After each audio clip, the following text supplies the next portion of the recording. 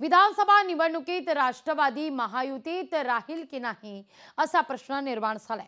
अमोल मिटकरींनी केलेल्या वक्तव्यावर भाजपने त्यांच्यावर टीकेचा भडीमार केलाय। पण मिटकरींनी केलेल्या वक्तव्यावर राष्ट्रवादीने मात्र कोणतीही प्रतिक्रिया दिलेली नाही। पाहूया।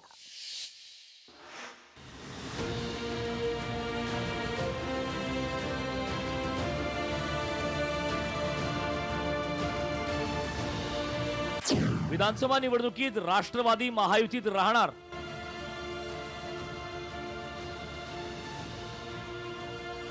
अमोल मिटकरींच्या वक्तव्याने महायुतीत वादळ।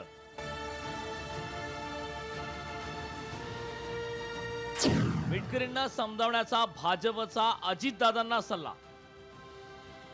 पुढे आता एकत्र लढणार आहोत की विभक्त लढणार याबद्दल सर्वात मोठी साशंकता आहे। विधानसभा निवडणुकीत राष्ट्रवादी महायुतीत राहील की नाही याबाबत साशंकता असल्याचं सांगून अमोल मिटकरींनी एकच खळबळ उडवून दिली होती। लोकसभा निवडणुकीच्या निकालानंतर महायुतीत राष्ट्रवादीचं वजन घटल्याचं सांगण्यात येतंय। अजित पवारांच्या पक्षाला केंद्रात कॅबिनेट मंत्रीपदही नाकारण्यात आलं। त्यातच अमोल मिटकरींनी केलेल्या वक्तव्यानं राजकीय वर्तुळात वेगवेगळ्या चर्चांना उधाण आलंय।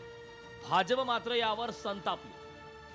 त्यांच्या नेत्यांनी त्यांना समज देण्याची गरज आहे। एकनाथजींनी आपल्या पदाधिकाऱ्यांना समजून सांगण्याची गरज आहे। अजितदादांनी आपल्या लोकांना समजून सांगण्याची गरज आहे। भारतीय जनता पार्टी मात्र मोठ्या भावाच्या भूमिकेत आहे। महायुतीमध्ये आमचा कुठलाही पदाधिकारी महायुती ही भक्कमच राहील याकरता काम करत आहे। महायुतीतल्या समावेशाबाबत बोलण्याएवढे अमोल मिटकरी मोठे नेते नाहीत असं प्रवीण दरेकरांनी सुनावलं। अमोल मिटकरीचं बोलणं ही बोलाची कडी बोलाचा भात, दुर्लक्ष त्याच्याकडे करणं याच्या पलीकडे दुसरं नाही। तिन्ही पक्ष एकत्रितपणे आमचे वरिष्ठ नेते या संदर्भात निर्णय घेतील।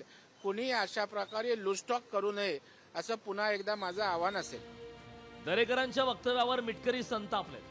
दुसऱ्या पक्षाच्या आमदाराची अवकात काढण्याचा अधिकार दरेकरांना कुणी दिला असा सवाल मिटकरींनी केलाय। माझी अवकात काढणे, माझी लायकी काढणे ह्या गोष्टी त्यांना शोभू शकतात। ते भारतीय जनता पार्टीचे कार्यकर्ते आहेत। मी राष्ट्रवादी काँग्रेस पक्षाचा कार्यकर्ता आहे। मी काय बोललं पाहिजे हा माझा सर्वस्वी अधिकार आहे आणि माझ्या पक्षाचे नेते मला समज देतील ना। तुम्ही कोण बोलणार आहे? त्याच्यामुळे त्यांनी स्वतःच्या वयाचा मान ठेवावा।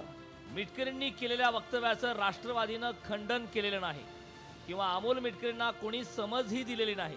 त्यामुळे राष्ट्रवादीच्या नक्की मनात काय आहे अशी चर्चा महाराष्ट्रात सुरू झाली आहे। अमोल नांदुरकर, लोकशाही मराठी, अकोला। लोकशाही मराठी ऐका, पहा, जागरूक रहा।